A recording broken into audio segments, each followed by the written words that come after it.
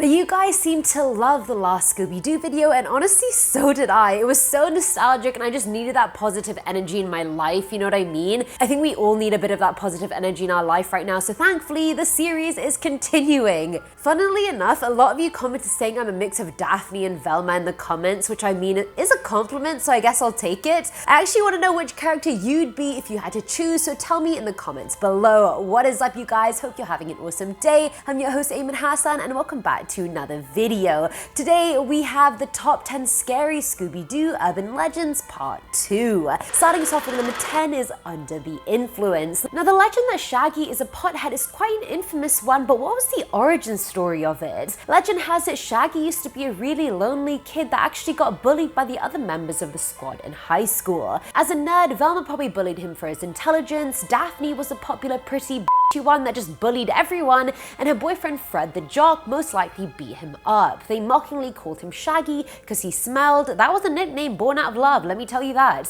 Thankfully, Shaggy came from a wealthy family, so financing his whole drug problem wasn't an issue, but you can also now see why he turned to drugs in the first place. Life was sucking. During his drug-induced hallucinations, he believes his deceased dog is somehow still alive and talks to him. He sees his bullies as his friends, and drugs give him munchies, hence he eats that much. The reason he stops crime and villains in his hallucinations is because he doesn't want anyone to feel the pain he felt at the hands of bad people. Bad people being his gang. Coming in at number 9 is Purgatory. I don't know why there's always a legend involving the characters being in Purgatory, but it's a trope I quite enjoy. Now, this legend suggests that the gang is dead and Scooby Doo is this demon that's watching over them in Purgatory while they suffer for their sins. They drive around putting villains under arrest to atone for their sins, but the mystery machine is also their tomb, so they can't stray too far away from it, otherwise they'll face the wrath of Scooby. Now you're probably wondering what sins the gang were even guilty of.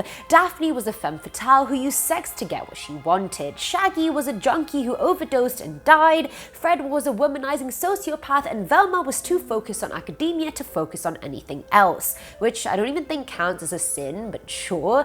I mean, Purgatory also explains that the gang literally never changes their clothes. What the hell is that about? The laundromat must be booming in hell, let me tell you that. Even the 2018 Supernatural Scooby Doo crossover episode proves this legend to be true.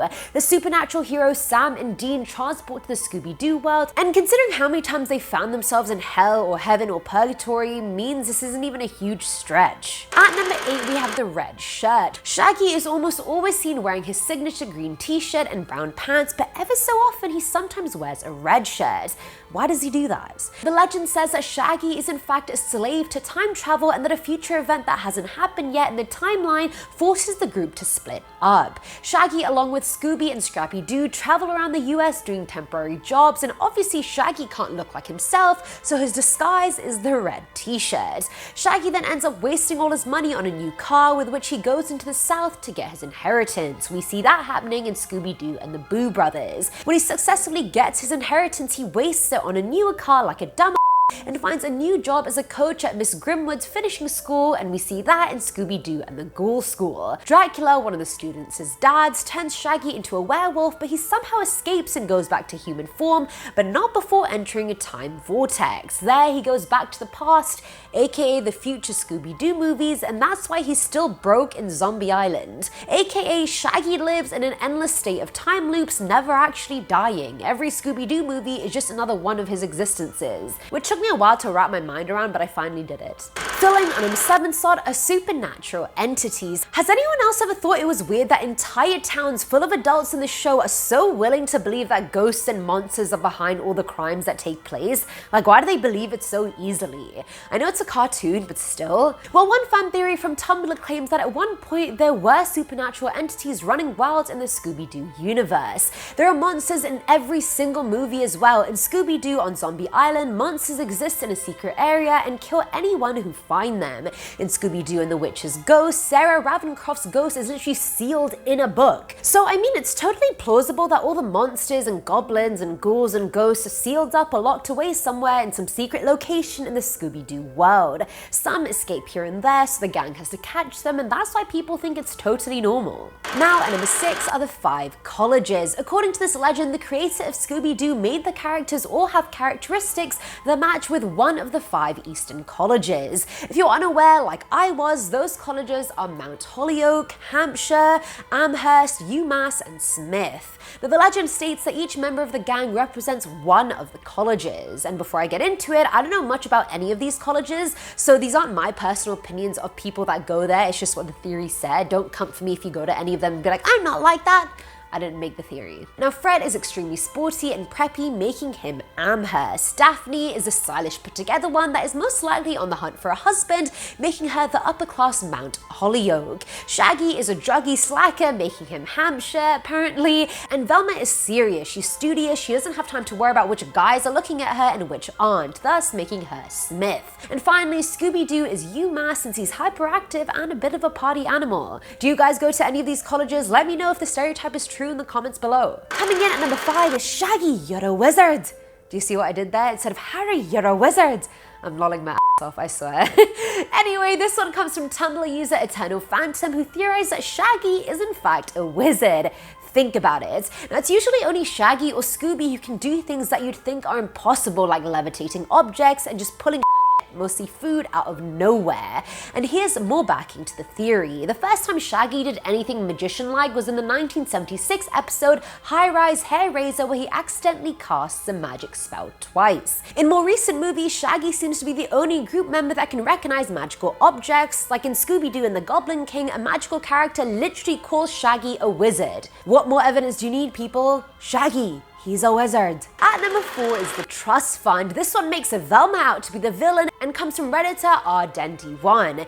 In A Pup Named Scooby Doo, we learn that Daphne's family, the Blakes, are quite wealthy and that her dad supplies the gang with their investigative equipment. It was at that point that Velma started exploiting her slightly airheaded friend and her family. And it's not just Velma, to be fair, the whole gang kind of just lives off the family's wealth. The theory goes on to say that none of the monsters are real, they're always people, and the gang still believes otherwise. Velma starts researching farms that are about to be closed, and as an activist, she then goes to that town and hires a local to don a mask and scare the kids. That way, she gets revenge on the town and increases her savings courtesy of Daphne and is able to save the farms that are being shut down.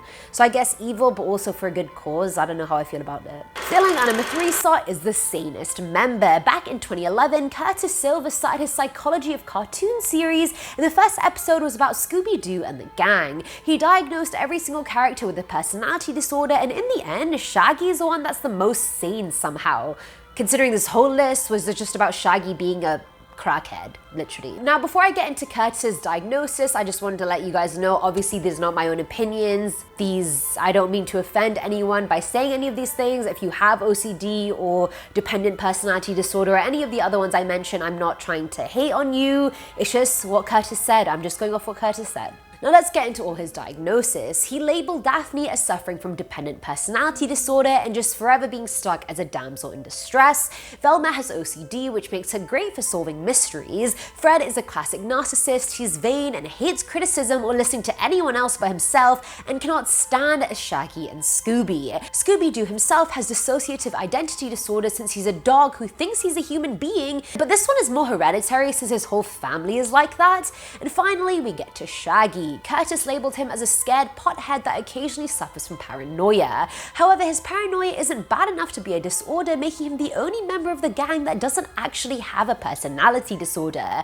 He's also the only one that doesn't want to deal with the monsters and ghosts they keep having to deal with, which honestly is logical. Who would want to deal with that? Now at number 2 is Fraggy. I mean, what did you expect? It was either Fraggy or Shred, and none of them sound good, you guys.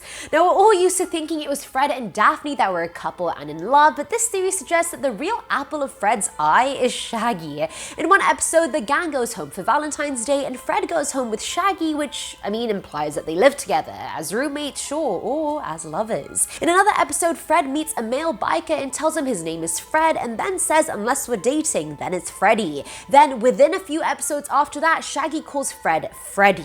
Need I say more? I feel like the LGBT plus community is just gonna eat this one up, but personally, screw Shaggy. I want Delma to happen. And finally, at number 1 are the snacks. This one was shared by Redditor QuackDamnYou, and it centers around Velma and Scooby snacks. I love a Velma story. We stand her so hard. Now, the theory goes that Velma was doing an internship at a lab and helping them develop top secret weapons. The weapons in question were super smart canine warriors. Whilst working one day, she felt this sudden rush of guilt about what she was doing and escaped with one of the subjects, which turned out to be Scooby Doo.